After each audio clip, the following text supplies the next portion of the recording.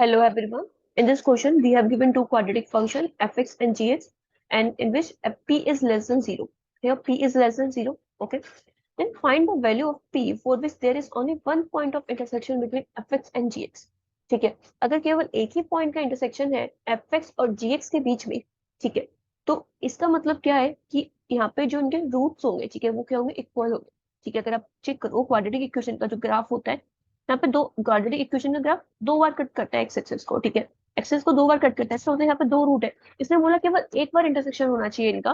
तो ये जो क्वाड्रेटिक इक्वेशन का ग्राफ होता है, अगर वो एक्स एक्सिस को केवल टच ही करे, ठीक है, केवल वो टच ही करे, तो जब इक्वल्स होते हैं रूट, ठीक है, इस केस में रूट्स इक्वल होते हैं क्वाड्रेटिक इक्वेशन के।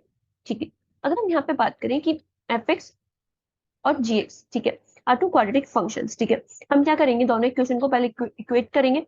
We will get P X square plus में 2x plus 1 is equals to में एक्स स्क्वायर प्लस में 6x प्लस 2। ठीक है, यहाँ पे कितना हो जाएगा, पी एक्स स्क्वायर कॉमन हो जाएगा, p माइनस 1 बनेगा एक्स स्क्वायर, यहाँ पे 2x है, यहाँ पे 6x है, we will get here minus 4x। ठीक है, एंड यहाँ पे कितना हो जाएगा, माइनस का 1 इज इक्वल्स टू 0। ठीक है, अब यहाँ पे हमें क्वाड्रेटिक इक्वेशन मिल जाती है। यानी क्वाड्रेटिक इक्वेशन ऐसी है जो कि केवल एक बार ही कट हो रही है। ठीक है, एफ एक्स और जी का जो इंटरसेक्शन पॉइंट है वो कितने बार है, एक बार है।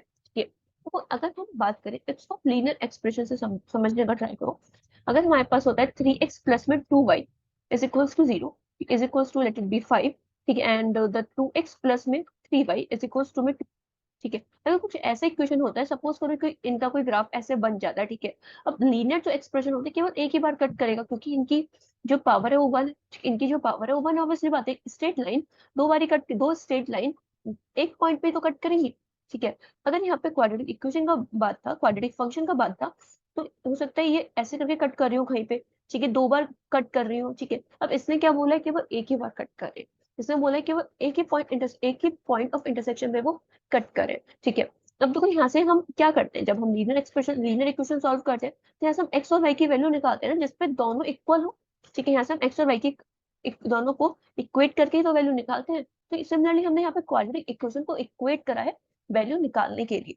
ठीक है, अगर हम यहाँ पे बात करें, इसने बोला है कि लीनियर, नहीं नॉट लीनियर, इसमें बोला है क्वाड्रेटिक जो फंक्शन है वो केवल एक ही बार कट करे, जो उनका पॉइंट ऑफ इंटरसेक्शन है केवल वो एक ही पॉइंट है। इसका मतलब उनका जो रूट्स होंगे वो क्या होंगे, इक्वल होंगे। ठीक है, उनके रूट्स इक्वल होंगे। ठीक है, तो रूट्स इक्वल कब होता है, रूट्स इक्वल होता है जब डिस्क्रिमिनेंट 0 के इक्वल हो, बी स्क्वायर माइनस 4ac 0 के इक्वल हो।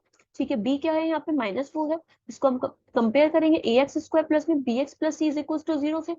ए किसके इक्वल होगा, p माइनस 1 के इक्वल होगा, b माइनस 4 के इक्वल होगा, c माइनस 1 के इक्वल होगा। ठीक है, अब b की वैल्यू कितनी है, -4 का स्क्वायर है, -4 इंटू में a कितना है, p माइनस 1 है, c कितना है, -1 इज इक्वल टू 0 है। 4 का स्क्वायर है 16 माइनस, देखो यहाँ पे -1 है, यहाँ पे भी minus, it will become plus, and 4p minus 4, ठीक है, is equal to 0। 4p plus में 12 is equal to 0, and we will get p is equal to -3। p कितना आ जाएगा, -3। तो p की वैल्यू इसने बोला लेस देन 0 भी होनी चाहिए। ठीक है, p की वैल्यू लेस देन 0 तो आ ही रही है, इसको तो कोई टेंशन ही नहीं है, p तो लेस देन 0 आ गया। लेकिन एक ध्यान रखना, जब भी बोले एक पॉइंट पे इंटरसेक्ट करें, इसका मतलब उनके रूट्स इक्वल है। ठीक है, उनका एक रूट इक्वल है। ठीक है, I hope you got the point है। Thank you.